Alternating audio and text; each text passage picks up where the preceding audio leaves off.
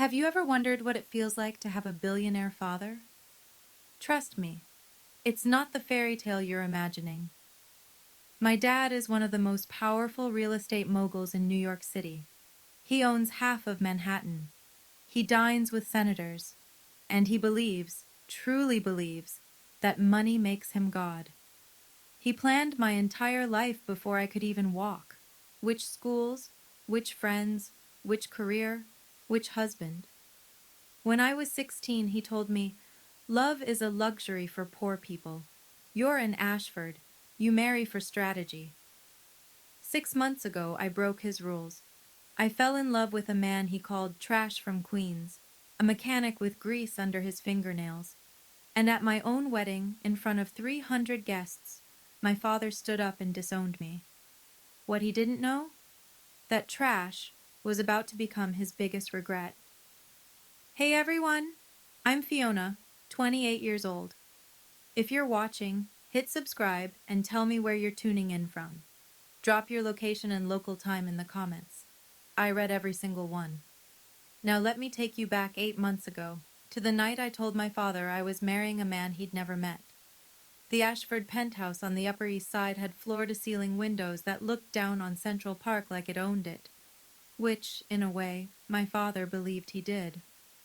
That Thursday evening, we sat around the 12-seat walnut dining table, imported from Italy, my mother reminded guests at every dinner party. The Hermes Place settings gleamed under the chandelier. A bottle of 2010 Chateau Margaux breathed on the sideboard, probably worth more than most people's monthly rent. My father, Richard Ashford, sat at the head of the table, his Patek Philippe catching the light every time he raised his wine glass. At 58, he commanded every room he entered. Real estate empire, political connections, a name that opened doors across Manhattan. "I've arranged a meeting for you this Saturday," he said, not looking up from his filet mignon. "Harrison Wells III. His father and I are finalizing the merger. It would be beneficial for you two to get acquainted." I set down my fork. "I can't make Saturday." Now he looked up.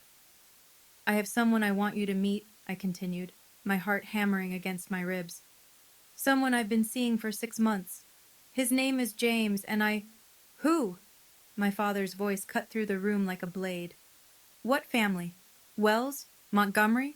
Don't tell me it's one of the Hartley boys." "You don't know him." The silence that followed was suffocating. "You've been seeing someone for 6 months," he said slowly. "That I haven't vetted? That I haven't approved?" "I don't need your approval to date someone, Dad." He leaned back, his jaw tight. "In this family, Fiona, love is a luxury. Marriage is strategy. Who is this person who dared approach my daughter without going through me first?" I met James 6 months earlier, on a Tuesday afternoon I was never supposed to have free. I'd escaped a particularly brutal board meeting where my father had criticized my marketing proposal in front of the entire executive team. Adequate, he'd called it. Acceptable for someone still learning. I was 27 with an MBA from Columbia, but in his eyes I was perpetually a child playing dress-up. I found a coffee shop in Brooklyn, the kind with mismatched wooden chairs, a menu written in chalk, and not a single person who recognized the Ashford name. I ordered a black coffee and sat in the corner, trying to remember how to breathe. "Rough day?" I looked up. He was tall, maybe 6'2", with kind brown eyes and calloused hands. He wore a faded flannel shirt with oil stains on the sleeves. His smile was warm, unpolished, real. "That obvious?" I asked. "You've been stirring that coffee for 10 minutes without drinking it." He sat across from me uninvited, and somehow I didn't mind. We talked for 3 hours. He told me he was a mechanic, owned a small auto repair shop in Queens. He asked about my day, my interests, my dreams. Not once did he ask about my family or what my father did. "I don't care what your last name is," he said later, walking me to the subway. "I just want to know what makes you laugh." No one had ever said that to me before. He always paid in cash, thick folds of bills he pulled from a worn leather wallet. He refused to go anywhere too fancy, preferring diners and hole-in-the-wall restaurants where the food was good and pretense was absent. I thought he was being careful with money. I had no idea what he was really hiding. My father didn't wait long. 3 days after I mentioned James's name, I was summoned to his office at Ashford Properties headquarters.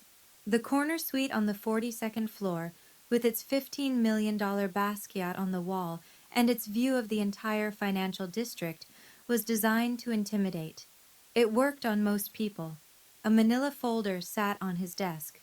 James Carter, my father read aloud, flipping through pages. Age 32. Owns a one-bedroom apartment in Queens, assessed value under $400,000. Operates a small automotive repair shop, Carter's Custom Garage, with estimated annual revenue under $200,000. No significant assets, no family connections of note, no investments beyond a basic retirement account.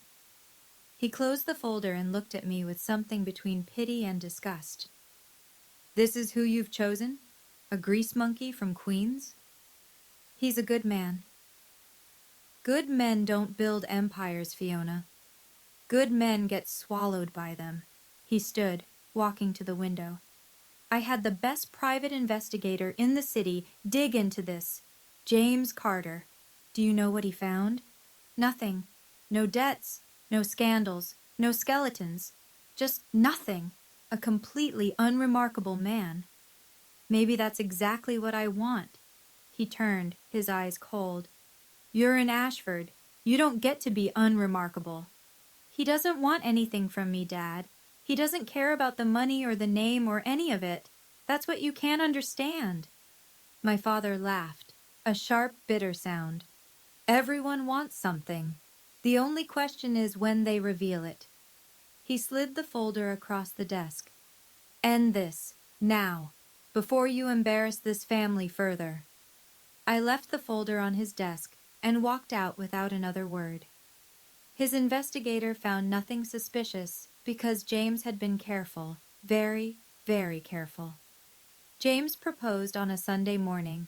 We were in his Queens apartment, small but spotless, filled with morning light streaming through windows he'd cleaned himself. He made me pancakes, burned slightly at the edges, and handed me a velvet box across the kitchen counter.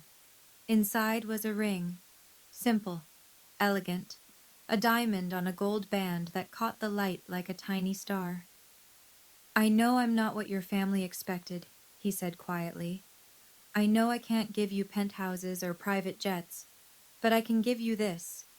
I will never try to control you. I will never make you feel small, and I will spend every day trying to make you happy. I said yes before he finished speaking. That night, I called my mother. 2 months, I told her. We're getting married in 2 months. I wanted you to hear it from me first. The silence stretched so long I thought she'd hung up. You're killing me, Fiona. Her voice cracked with practiced pain. You're absolutely killing me. Do you know what this will do to your father, to our reputation? I'm getting married, Mom, to someone I love. Love? She spat the word like poison. You think love pays for your lifestyle? Love maintains your social standing? My brother Derek texted me an hour later. Heard you're marrying some broke mechanic. Bold move, sis. Can't wait to see you slumming it in Queens. I didn't respond. My father's call came last. His voice was ice. You want a wedding? Fine. I'll give you a wedding. A pause. One you'll remember for the rest of your life. I should have heard the threat in his words, but I was too happy to notice the knife being sharpened behind them. The first strike came at Kleinfeld Bridal. I'd scheduled an appointment to try on wedding dresses, nothing extravagant by Ashford standards, just a classic Vera Wang I'd had my eye on. The consultant, a woman who'd served my mother for years, greeted me with a tight smile. I'm so sorry, Miss Ashford, but there seems to be an issue with your account. My credit card declined, then the backup, then the emergency card my mother had given me for special occasions. I called the bank from the fitting room floor, surrounded by tulle and silk I suddenly couldn't afford. I apologize, Miss Ashford, but your accounts have been deactivated. The primary account holder removed your authorized user status yesterday. The primary account holder, my father. I sat there in my slip, staring at my phone, as the reality settled over me like a shroud. He hadn't just threatened. He'd started a financial siege. James found me an hour later, still sitting in the fitting room. I texted him through tears I refused to let fall in public. "Let me help," he said, reaching for his wallet. "No." Pride made the word sharper than I intended. "I can't. I need to figure this out myself." But he pulled out a stack of cash anyway. $100 bills, at least $2,000, held together with a simple rubber band. More money than any mechanic should casually carry. "I want to," he said simply. "Let me." I looked at that stack of bills, too thick, too casual, and something flickered in the back of my mind. But I was too overwhelmed to examine it closely. For the first time in 28 years, I stood in a store I couldn't afford, and I realized something terrifying. Without my father's money, I didn't know who I was. But I was about to find out. The social fallout was swift and surgical. Within a week, my phone went quiet. Friends I'd known since prep school suddenly had scheduling conflicts. Lunch dates were canceled. Group chats went silent. Then came the texts, always apologetic, always cowardly. "So sorry, babe, but Mom says we shouldn't be seen together right now. You know how business works. XO. Hey, Fee, this is awkward, but my dad does a lot of deals with Ashford Properties and you understand, right? Nothing personal, but I can't risk my family's relationship with yours. Good luck, though." 28 years of friendships, and every single one of them came with a price tag I was no longer worth. At Ashford Properties, where I'd worked in marketing for 3 years, colleagues avoided eye contact. The whispers followed me through every hallway. The corner office I'd earned was suddenly needed for restructuring. HR's email arrived on a Friday afternoon. "Your position is being evaluated. Please refrain from client-facing activities until further notice." They didn't fire me. They just made sure I knew I was worthless. Through all of it, one person kept reaching out. A lawyer named Margaret Chen. No, wait, Margaret Smith. She'd been my grandmother's attorney before Grandma passed 2 years ago. "Miss Ashford," her voicemail said, "there's a matter regarding your grandmother's estate that requires your attention. Please call at your earliest convenience." I saved the message, but didn't return the call. I was too busy drowning to notice the life raft being thrown my way. That night, I scrolled through Instagram and saw Derek at a rooftop party with all my former friends. My mother had commented, "So proud of my son. Family is everything." The message was clear. I was no longer family. James found us an apartment in Brooklyn. It was nothing like the penthouse I'd grown up in. No doorman, no marble floors, no view of Central Park. Just a bright 2-bedroom in a brownstone, with creaky hardwood floors and a tiny balcony that overlooked a community garden. "It's not much," he said, watching my face as I walked through the empty rooms, "but it's ours, no one else's." I started to cry. Not from disappointment, from relief. Here, my father's shadow couldn't reach. Here, I could breathe. James held me while I sobbed out years of pressure I hadn't known I was carrying. He didn't promise to fix everything or rescue me from my problems. He just stayed. I spent the next weeks sending out resumes to every marketing firm in the city.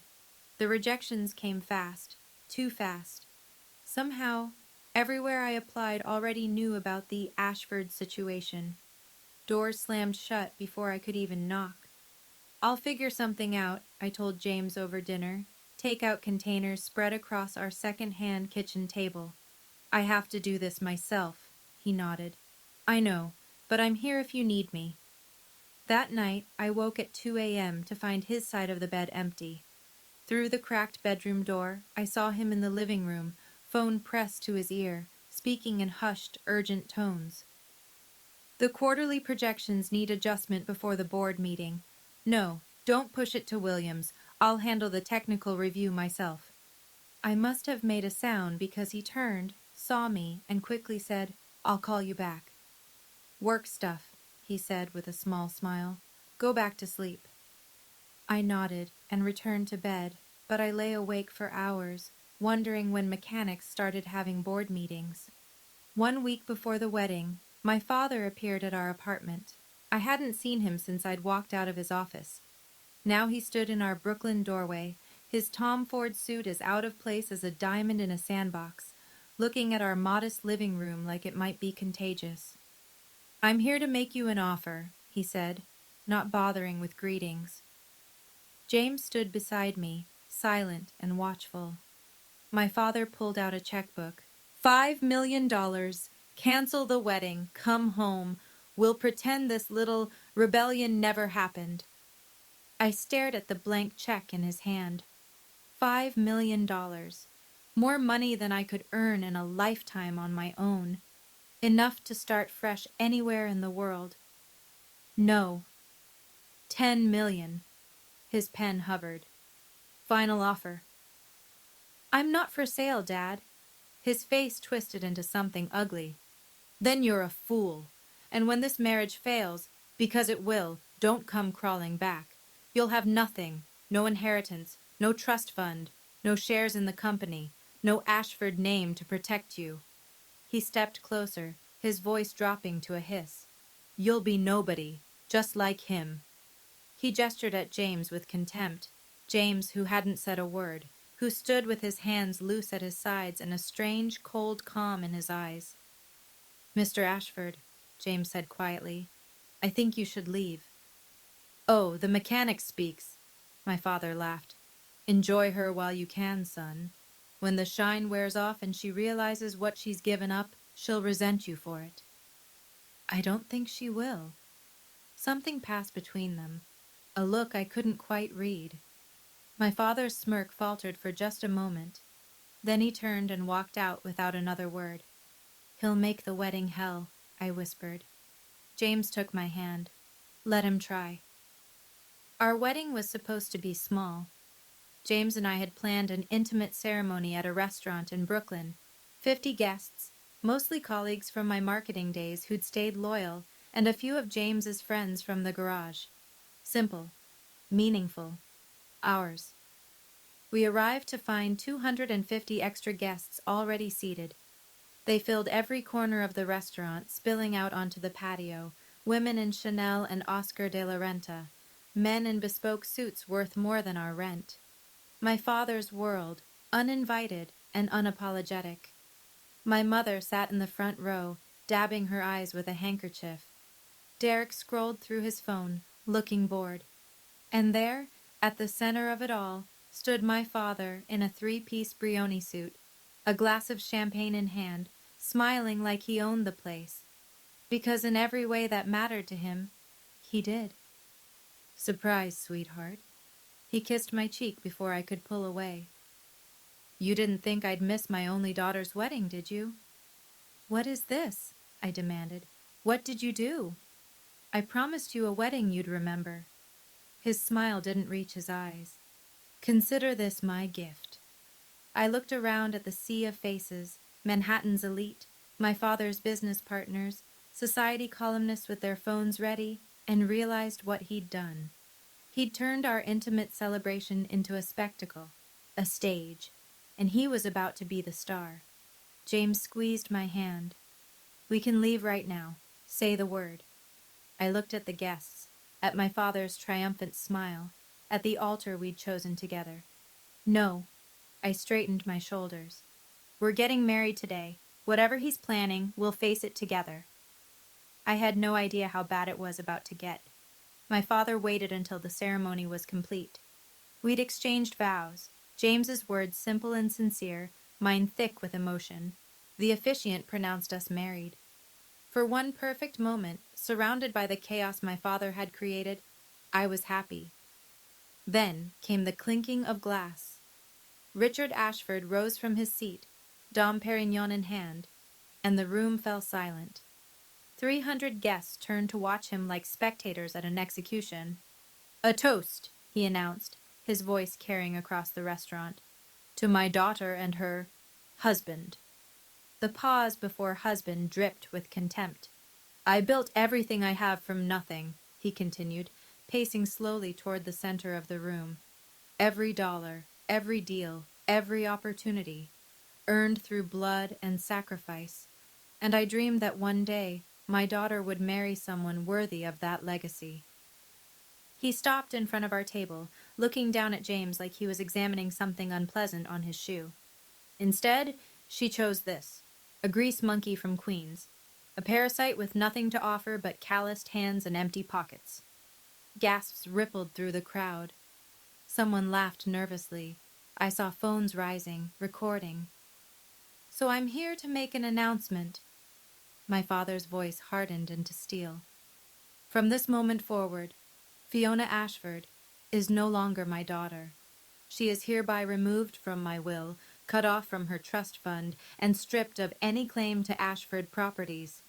He turned to face the crowd, arms spread wide.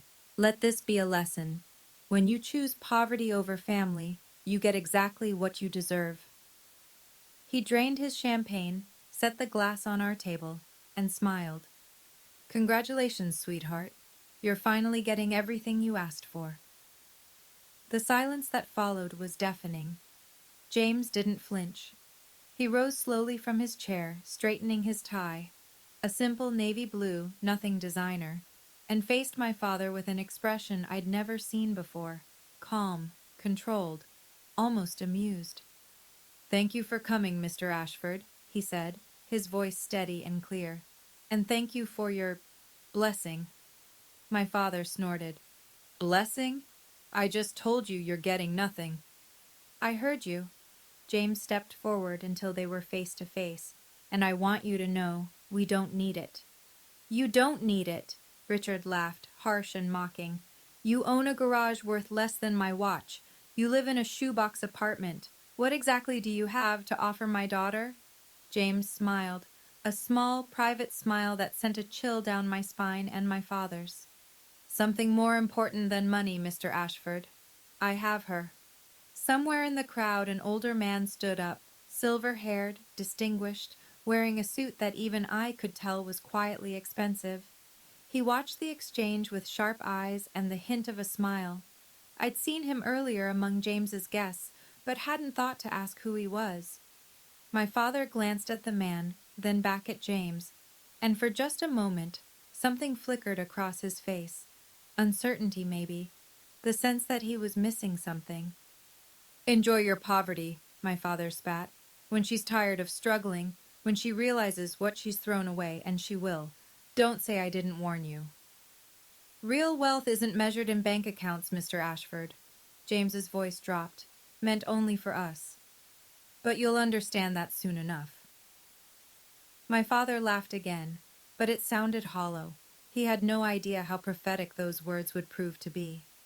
My father had just finished his performance. Now it was my turn. I took James's hand and turned to face 300 people who expected me to crumble. The socialites in their designer gowns, the businessmen calculating my fall, the society reporters already crafting their headlines. They were all waiting for tears, for begging, for surrender. They didn't know me at all. "My father believes money is everything," I said, my voice carrying across the sudden silence. "He believes love is a transaction, family is a business arrangement, and people are either useful or worthless." I looked at my mother, who couldn't meet my eyes, at Derek still scrolling his phone, at the crowd of strangers who'd come to watch my humiliation like it was entertainment. I used to believe it too. I spent 28 years trying to be valuable in his eyes. The right school, the right degree, the right clothes, the right smile. And you know what I got? Adequate. Acceptable. Never good enough. My father's jaw tightened, but he said nothing. Today, I chose something different. I chose to be loved for who I am, not what I'm worth. I squeezed James's hand.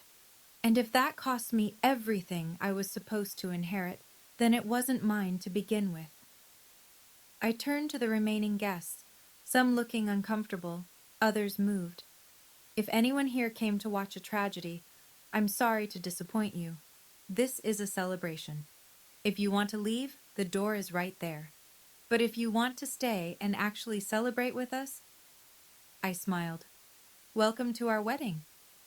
About 30 people gathered their things and left, but nearly 270 stayed, including some of my father's own guests. He hadn't expected that. My father stormed out with my mother and Derek trailing behind. The door hadn't even closed before the atmosphere shifted. Like a storm passing, the air in the room suddenly felt lighter.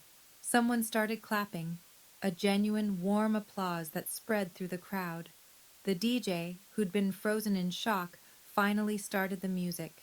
And just like that, our wedding became ours again. The cake came from a local bakery in Brooklyn, 3 tiers of vanilla buttercream that tasted better than any $5,000 designer creation I'd had at society weddings. James and I cut it together, laughing when the frosting smeared his nose. Any regrets? He asked as we swayed together on the dance floor, my head resting on his chest. Not a single one. Even after all that? I pulled back to look at him, this man who'd stood beside me while my father tried to tear us apart, who'd never raised his voice or lost his composure. Especially after all that. I touched his face. You didn't even flinch. Something passed behind his eyes. A shadow. A secret. I've faced worse than your father. What does that mean? He kissed my forehead instead of answering. Someday, I'll tell you everything. I promise. The night ended with dancing and laughter, and a feeling of lightness I hadn't experienced in years. Our guests, the real ones, the ones who stayed, surrounded us with genuine joy. But as James held me close during the last dance, I couldn't shake the feeling that there was something he wasn't telling me. The mysterious older man from earlier had congratulated James with a knowing handshake before leaving. James's late-night phone calls about board meetings. Whoever my husband really was, I had a feeling I was only seeing the surface. The real story was yet to come. Now, before I continue, I want to pause here and talk to you directly. If you've ever felt like your family didn't see your true value, type "same" in the comments. I read every single one, and I want to hear your story. Hit that like button if you think I made the right choice standing up for myself. And if you haven't subscribed yet, trust me, you're going to want to hear what happens next. Because the twist, you won't see it coming. Let me continue. The honeymoon period lasted about 6 weeks. Not the romance. James and I were happier than ever, learning how to build a life together in our Brooklyn apartment. No, what ended was my hope of finding work. I'd applied to 43 marketing positions across the city. Entry-level, mid-level, anything that would use my MBA and 3 years of experience. Every single application came back rejected, most without even an interview. Word traveled fast in Manhattan. The Ashford name, which once opened doors, now slammed them shut. Nobody wanted to risk offending Richard Ashford by hiring his disowned daughter. Maybe I should look outside the city, I said one night, staring at my laptop screen. Another rejection email. Another door closed. James was quiet, standing by the window. Or maybe you shouldn't work for anyone else. I can't exactly start my own company right now. I have maybe $3,000 to my name. Sometimes that's enough. I laughed bitterly. In what world? He didn't answer, just watched me with those calm brown eyes that I was beginning to realize hid more than he showed. Our savings dwindled. I insisted on paying half the bills. Some stubborn part of me needed to prove I wasn't just a kept woman. James never complained, never pushed, never offered to simply take care of everything.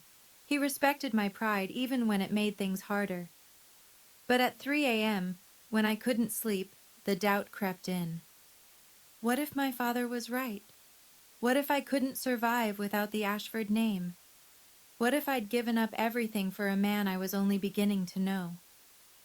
James found me on the balcony one night, wrapped in a blanket, crying silently at the city lights. "Tell me what you need," he whispered. "I don't know anymore." 3 months after the wedding, my phone lit up with my mother's name.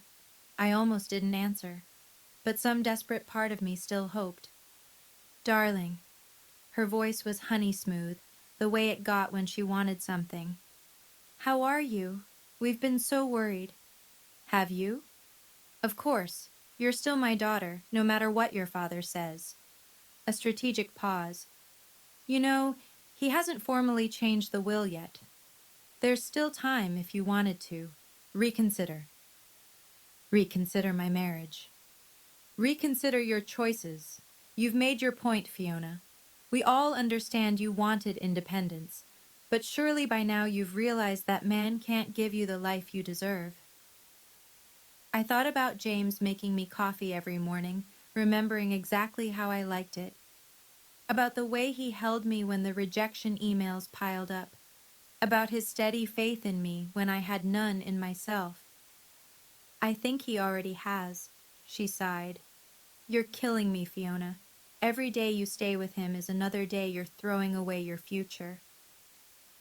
The next attack came from Derek's Instagram, a photo from some rooftop party. My former friends, champagne, the Manhattan skyline. Caption: "Some people choose love over luxury. Hope they're enjoying their freedom. Hashtag poverty is romantic." The comments were brutal, laughing emojis, inside jokes I used to be part of. My mother had liked the post. James came home that evening to find me staring at the screen, tears tracking down my cheeks. He took the phone gently from my hands and looked at the post. For a moment, his jaw tightened, the first real anger I'd seen from him. "They'll rewrite this story soon," he said quietly. "I promise you." "How can you be so sure?" He kissed my forehead instead of answering. 4 months after my wedding, the letter arrived.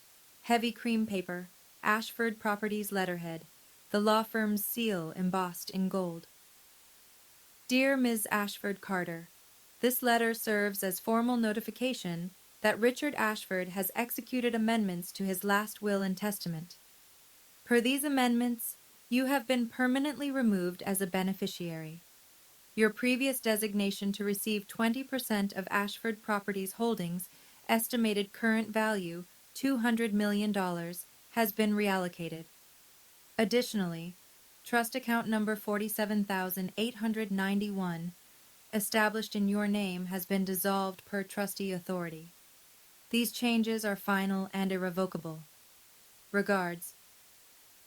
$200 million, gone with a signature. I sat on our tiny balcony as the sun set over Brooklyn, watching the sky turn from gold to purple to black. For 28 years, I'd been promised that money. I'd never wanted it, not really, but knowing it was there had been a safety net I never realized I was standing on. Now the net was gone, and I was in free fall. James found me there hours later, the letter crumpled in my hands, my face swollen from crying. "I saw the envelope," he said, sitting beside me. "I'm sorry." "I don't care about the money." I laughed bitterly. That's the irony. I never cared about the money, but knowing he could just erase me like that, like I never existed. James was quiet for a long moment. "I have something to tell you," he said finally. "Something I've been waiting for the right time to share." He took my hand. "But not yet. In 3 months, there's an event. I need you to trust me until then." "What kind of event?" "The kind that will change everything." He met my eyes. "Can you wait that long?" I didn't understand, but I trusted him. "Yes." The next day I finally returned Margaret Smith's call. Her office was in a brownstone on the Upper West Side, old money quiet, with mahogany bookshelves and leather chairs that had seen decades of confidential conversations. "Thank you for coming, Mrs. Carter." She smiled warmly, emphasizing my married name in a way that felt deliberate. Your grandmother would be very proud of you. Hearing Grandma Maggie mentioned made my throat tight. She'd died 2 years ago, the only person in my family who'd ever truly seen me. You said there was something about her estate? Margaret nodded, sliding a folder across her desk. Before she passed, Margaret Thornton established a separate trust, independent of anything controlled by your father. She instructed me to inform you of it only after you married someone of your own choosing, without your father's approval. I stared at her. What? She knew, Fiona. She knew exactly what kind of man her son-in-law was, and she wanted to ensure you had options. Margaret opened the folder. The trust contains $500,000 in diversified assets. It became yours the day you married James Carter. $500,000, my grandmother's final gift. There was a letter inside, written in her familiar, elegant script. My darling Fiona, if you're reading this, it means you finally chose your own path. I am so proud of you. Your grandfather and I built our life on love, not money. We had nothing when we started, and everything when we ended, because we had each other. This money is not a fortune, but it's freedom. Use it to build the life you want. Never let anyone tell you what you're worth. All my love, Grandma Maggie, I cried in that office for 20 minutes. For the first time in months, they were tears of hope. 5 months after my wedding, I launched Thornton Creative, named after my grandmother's maiden name, a deliberate choice to separate myself from the Ashford legacy. I rented a small office in a co-working space in Soho, designed my own logo, and reached out to every small business owner I'd ever met who wasn't connected to my father's world. The first client was a coffee shop in Brooklyn, the same one where I'd met James. They needed help with their social media presence, and I charged them half my normal rate just to build my portfolio. The second client was a vintage bookstore in the Village, then a family-owned restaurant in Queens, then a tech startup in Jersey City. Word spread, not through Manhattan's elite networks, but through the real New York, people who judged work by results, not family names. Within 2 months, I had more clients than I could handle alone. I was building something that was mine.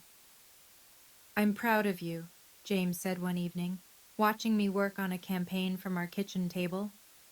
I couldn't have done it without Grandma's trust fund, or without you believing in me when I didn't believe in myself. He smiled that quiet smile. You would have found a way. That week, I received an email that made me freeze. Subject, Partnership Inquiry. From marketing@nexusi.com. Dear Ms. Thornton, Nexus AI. Technologies is interested in discussing a potential marketing partnership with your firm. We are impressed by your work with emerging businesses and believe your approach aligns with our brand values. Please contact us at your earliest convenience. Best regards, Nexus AI Marketing Division. I'd never heard of Nexus AI, but a quick Google search showed they were one of the fastest growing tech companies in the country. Strange that they'd found my tiny firm. Very strange indeed. I didn't connect the dots immediately. But the business news that month was full of one story. Nexus AI Technologies was looking for real estate partners to build a massive data center on the East Coast. The deal was worth $50 million, and every developer in New York was scrambling for it, including, it turned out, my father. Derek mentioned it on Instagram, of course. A photo of Richard shaking hands with someone at a business conference. Caption: Dad closing in on the biggest deal of the decade. Ashford Properties plus Nexus AI equals fire. I scrolled past it without much thought. But a few days later, James came home with a curious look on his face. Did you see the news about Nexus AI? The data center thing? Yeah, everyone's talking about it. I looked up from my laptop. Why? No reason. But he was smiling, that small private smile I still couldn't decode. Just interesting that your father wants it so badly. Everything's a competition with him. He probably doesn't even need the money. He just wants to win. James sat beside me on the couch. What would you say if I told you he's not going to? Win? How do you know? Because I know who runs Nexus AI. Something cold trickled down my spine. James, he took my hand. There's a gala next month, the Tech Charity Foundation event at the Met. Nexus AI is the main sponsor and... He paused. Their CEO is making a rare public appearance. Okay. I want you to come with me. To a tech gala? James, I don't know anyone in that world. He lifted my hand and kissed it. You know me. The way he said it, like it meant more than I understood, made my heart skip. What aren't you telling me? Everything. And soon, I promise.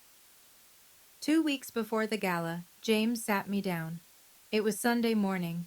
He'd made pancakes again, our weekend tradition now, and the apartment smelled like maple syrup and coffee. But his face was serious in a way I'd rarely seen. I need to tell you something, he said, and I need you to let me finish before you react. My stomach tightened. Okay.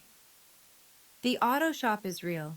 I do own Carter's custom garage, and I do fix cars there when I can. He took a breath. But it's not what I do for a living. It's a hobby, a way to stay grounded. Stay grounded from what? From the other part of my life. He met my eyes. I work in tech, Fiona. I'm not just a mechanic. I'm significantly involved in the industry. I stared at him. What does significantly involved mean? It means I'm not poor, not even close. He ran a hand through his hair. Nervous, I realized. I'd never seen him nervous. I've been hiding the truth because I needed to know that someone could love me for who I am, not for what I have. James, you're scaring me. Just tell me. Not yet. Not completely.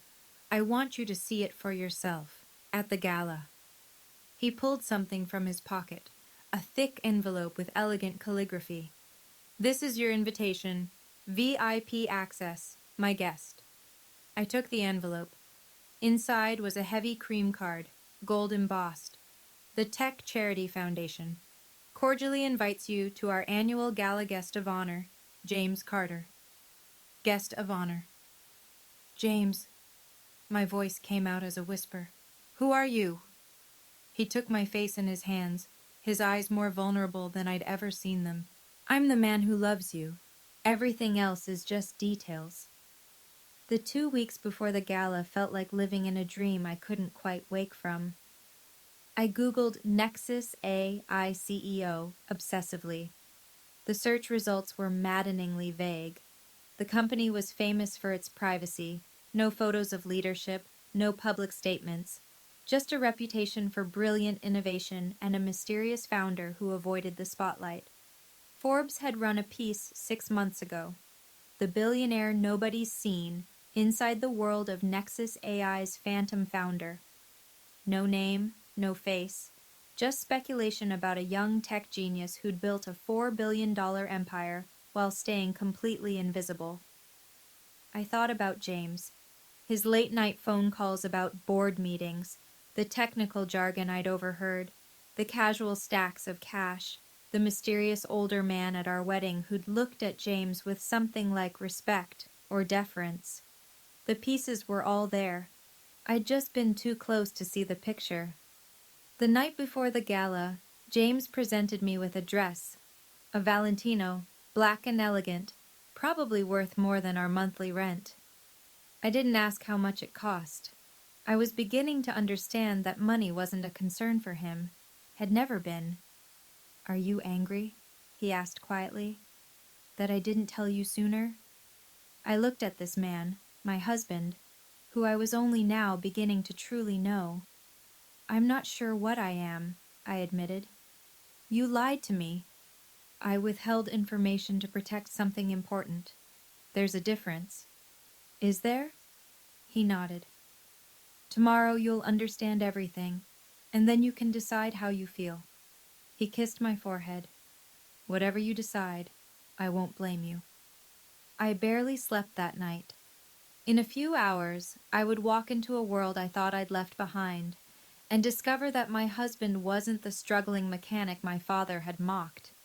He was something else entirely. The Metropolitan Museum of Art had been transformed.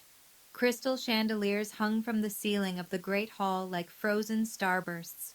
500 of the most powerful people in technology, finance, and media mingled beneath Renaissance masterpieces, champagne flutes catching the light. The women wore couture, the men wore power like a second skin, and everyone was watching us.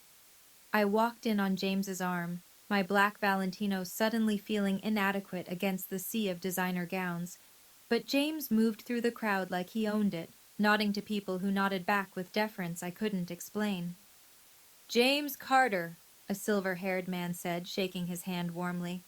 "Looking forward to the announcement." "Senator Mitchell," James replied. "Thank you for coming." Senator. James knew senators. We'd barely made it to the bar when I spotted them. My father, my mother, and Derek, standing near the auction displays, working the room with practiced smiles. Richard's eyes swept the crowd constantly, searching for someone. Then they landed on me. His face went through a rapid series of emotions: confusion, recognition, contempt. He started walking toward us, my mother hurrying to keep up. "Fiona!" He stopped a few feet away, looking at James with a predator's smile. What a surprise! I didn't realize they let the help into these events. James said nothing, just watched him with that unsettling calm. "Don't tell me you crashed the party." Richard laughed, looking around for an audience. "Security should really do a better job of screening for—" "Mr. Ashford." A woman in a headset appeared at his elbow. "The CEO of Nexus AI will be speaking in 15 minutes. You requested a seat at the sponsor table?" "Yes, yes." He waved her off, still smirking at James. "I have a very important meeting after his speech." If only he knew. The lights dimmed. A hush fell over the great hall as the massive screens flickered to life. The Nexus AI logo, a sleek silver N intertwined with a circuit pattern, appeared, followed by sweeping footage of their technology: self-driving systems, medical AI, climate modeling. "Ladies and gentlemen," the MC announced, her voice echoing through the hall, "tonight marks a historic moment.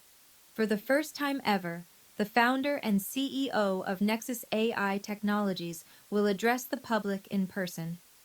Murmurs rippled through the crowd. My father leaned forward in his seat, adjusting his tie. I saw him mouth something to my mother, probably strategizing about his approach after the speech. "This company has revolutionized artificial intelligence across every sector. Their innovations have changed how we live, work, and connect. And the mind behind it all has, until now, remained private." James squeezed my hand. "Are you ready?" "For what?" He smiled. Not his small, private smile, but something brighter, something free. "For everything to change." The MC's voice swelled. "Please welcome the CEO and founder of Nexus AI Technologies, valued at $4.7 billion and named by Forbes as one of the most influential people in tech." James let go of my hand. "James Carter!" The room erupted in applause. My father's champagne glass froze halfway to his lips. My mother's mouth fell open, and James, my James, the mechanic from Queens, the man my father had called trash, walked onto that stage like he'd been born there. The screens behind him lit up with his name, his face, his title: James Carter, CEO and founder, Nexus AI Technologies. I looked at my father. His face had gone white, completely, utterly white. And for the first time in my life, I saw Richard Ashford at a loss for words. James spoke for 20 minutes. He talked about innovation, responsibility, and the future of technology. He was brilliant, articulate, passionate, and magnetic in a way I'd only glimpsed in private moments. The audience hung on every word. I barely heard any of it. I was too busy watching my father. Richard Ashford sat frozen in his seat, staring at the stage like he was watching a ghost. The color had drained from his face and never returned. My mother kept touching his arm, whispering urgently, but he didn't respond. Derek had stopped pretending to be bored and was now openly gaping. When James finished his speech, the standing ovation was thunderous. 500 of the most powerful people in America were on their feet, applauding the man my father had called a grease monkey. James found my eyes in the crowd and smiled.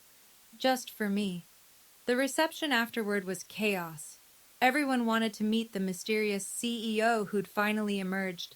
Investors, politicians, media moguls, they swarmed him like moths to flame. But James had one destination first. He walked directly to where my father still sat, seemingly unable to stand. I followed, my heart pounding. "Mr. Ashford." James's voice was pleasant, professional. "I believe you wanted to discuss a business partnership." My father looked up. His mouth opened and closed several times. "You," his voice came out strangled. "You're the CEO of the company you've been pursuing for 2 years." James pulled out a business card. Simple, elegant, undeniable. "James Carter, Nexus AI. Perhaps you've heard of us." Richard's hands shook as he took the card. Forbes later confirmed what everyone in that room was calculating. James Carter was worth $4.7 billion. My husband was richer than my father by a factor of 2. The mechanic was a billionaire. My father recovered faster than I expected. Within seconds, his shock transformed into a businessman's smile, the same one he used when closing deals, when pretending to like people he'd later destroy. "James." He stood, extending his hand like they were old friends. "I had no idea. This is wonderful news. I always told Fiona she had excellent taste." The lie was so blatant I almost laughed. James didn't take his hand. "You told me I was trash, Mr. Ashford." His voice remained perfectly pleasant. "You called me a parasite, a grease monkey. You said I had nothing to offer your daughter." That was, you have to understand, I didn't know. Whether I fixed cars or ran companies, I was the same person. The only thing that's changed is your perception of my value." James finally took the extended hand, but not to shake it. He pressed his own business card into my father's palm. "Which says more about you than it does about me." Around us, people were watching, listening, recording on their phones. My father's smile strained. "Let's discuss this privately. The data center deal. I'm sure we can come to an arrangement that benefits everyone. I've already made my decision about that." James's voice carried just enough to be heard by the nearby crowd. "Nexus A, I will not be partnering with Ashford Properties." "What? Why?" "Because I don't do business with people who treat their families like assets to be traded." James stepped back, sliding his arm around my waist. "Your daughter chose love over money. You punished her for it. I don't reward that kind of behavior." The whispers spread like wildfire. By morning, this story would be on every business page in America. Richard Ashford had just lost the biggest deal of his career to his own son-in-law. Okay, I need to stop here for a second. Did any of you see that coming? Be honest. Type shocked if you didn't, or called it if you did. I want to know. And if you've ever had someone underestimate you based on appearances, you're not alone. That's the lesson, isn't it? Never judge a book by its cover. Subscribe if you haven't already, and turn on notifications. Because what happened next? That's where it gets really good. Back to the story. The fallout was immediate and merciless. By midnight, the video from our wedding, my father's entire toast calling James trash, was everywhere. Someone had finally posted it, and now it had context. The man Richard Ashford had publicly humiliated was worth $4.7 billion. The headlines wrote themselves. "Real estate tycoon mocks son-in-law at wedding. Turns out he's a tech billionaire."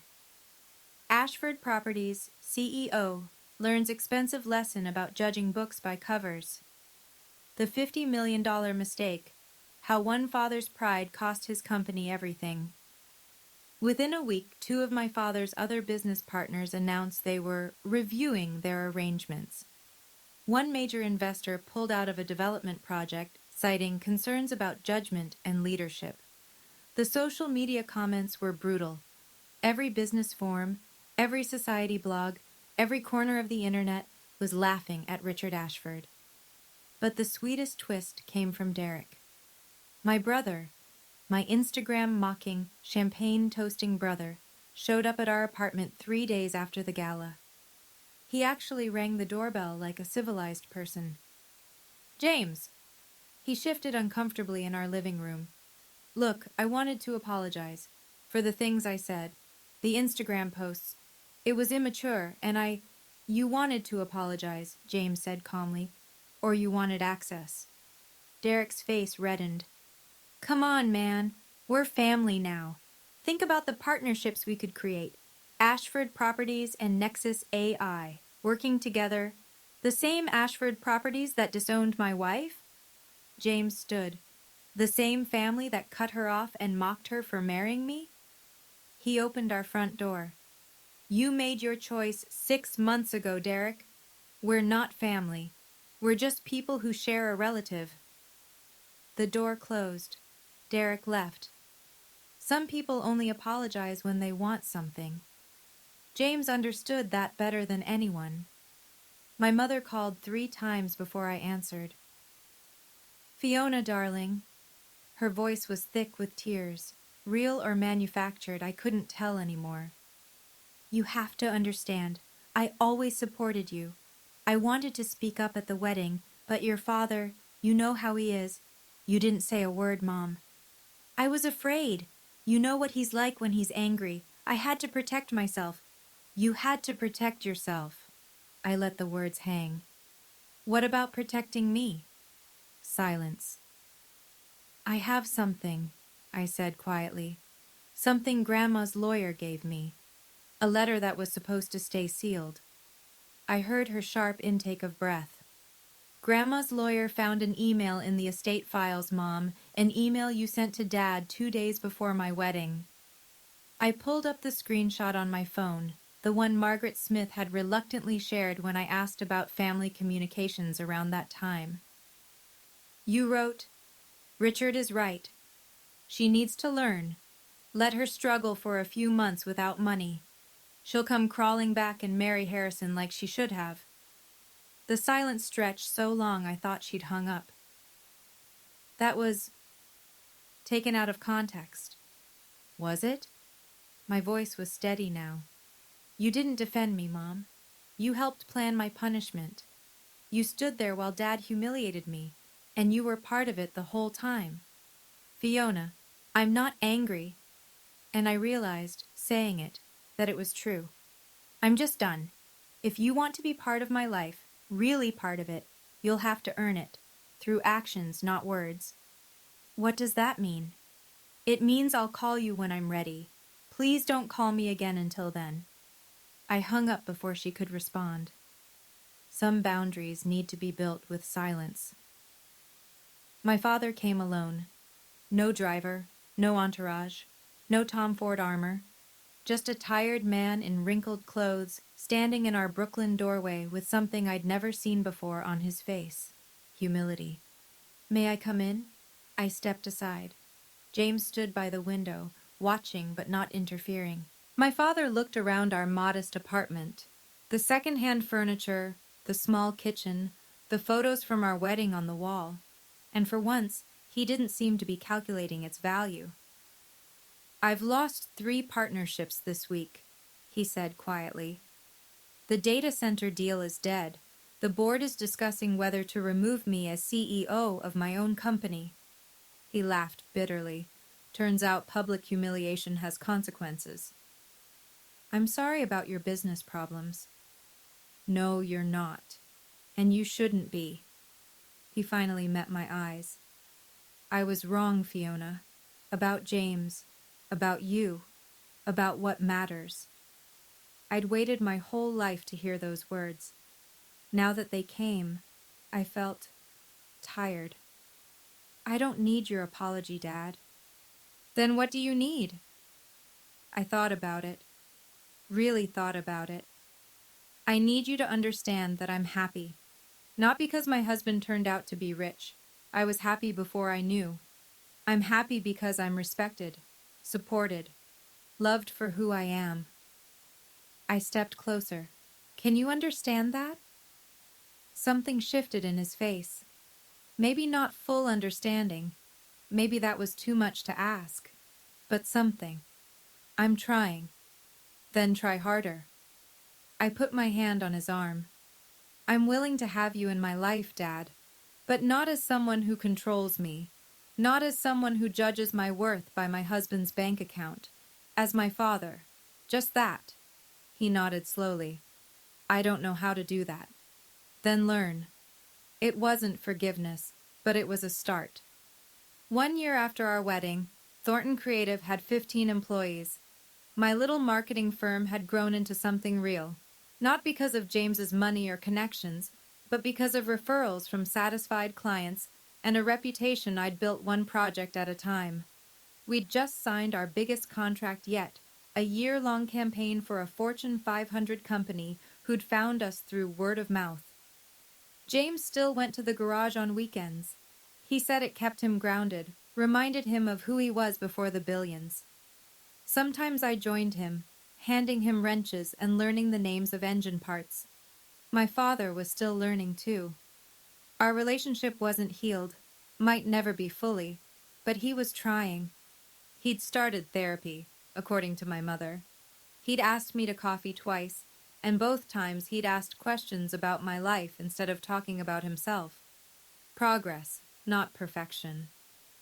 That Christmas, we celebrated at James's mother's house in Connecticut, a cozy colonial with a garden and real laughter echoing off the walls. No designer decorations or catered meals, just family. Any regrets? James asked, pulling me close as snow fell outside the window. I thought about the penthouse I'd lost, the trust fund that vanished, the $200 million I'd never see.